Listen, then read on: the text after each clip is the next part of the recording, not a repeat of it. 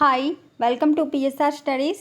ఈరోజు TS ICET final phase కౌన్సిలింగ్లో web options పెట్టుకోవడానికి లాస్ట్ డేటు. ఒకవేళ మీకు కనుక వెబ్ ఆప్షన్స్ ఏ కాలేజ్ పెట్టుకోవాలి అని అర్థం కాకపోతే లాస్ట్ ఇయరు ఏ ర్యాంక్ వాళ్ళకు ఏ కాలేజ్లో డేటా వచ్చింది అయితే మనకు గవర్నమెంట్ ప్రొవైడ్ చేయడం జరిగింది. మీరు పెట్టుకోవాలనుకుంటున్న కాలేజ్లో లాస్ట్ ఇయర్ వచ్చిందా లేదా ఒకసారి చెక్ చేసుకొని మీరు వెబ్ ఆప్షన్స్ అయితే పెట్టుకోండి. మరి ర్యాంక్ వర్సెస్ కాలేజ్ ఏ విధంగా చెక్ చేసుకోవాలో చూద్దాం.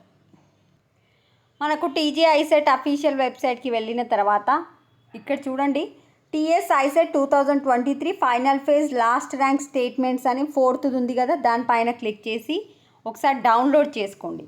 డౌన్లోడ్ చేసుకున్న తర్వాత మీకు ఒక పీడిఎఫ్ అనేది ఓపెన్ అయిపోతుంది. ఆ పీడిఎఫ్లో ఫస్ట్ ఇక్కడ చూడండి,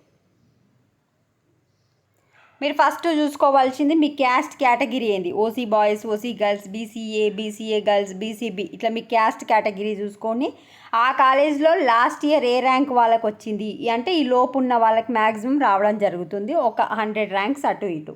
for example first college Adarsh PG college of computer science ఉంది కదా, Mahabub Nagar.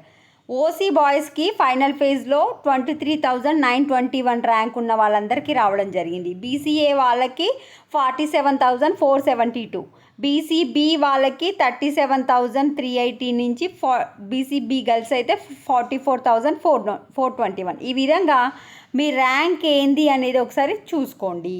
Next for example Akshara institute of management studies ఉంది కదా, ఇబ్రహీంపట్నం. ఓసీ బాయ్స్కి అయితే 5853 వాళ్ళకి రావడం జరిగింది. ఓసీ గర్ల్స్కి అయితే 16,900. అంటే ఆ ర్యాంక్ లోపు ఉన్న వాళ్ళందరికీ ఆ కాలేజ్లో రావడం జరుగుతుంది, ఒకవేళ కావాలి అనుకొని పెట్టుకుంటే. సో ఈ విధంగా ఇక మొత్తం 12 పేపర్స్ ఉన్నాయి. మీరు ఏ కాలేజ్ పెట్టుకోవాలనుకుంటున్నారో ఆ కాలేజ్లో మీ ర్యాంక్ నియర్ బై ఉందా లేదా చెక్ చేసుకొని చేంజ్ చేసుకోవాలనుకుంటే చేంజ్ చేసేసుకోండి. వీడియోని లైక్ చేయండి. Thanks for watching.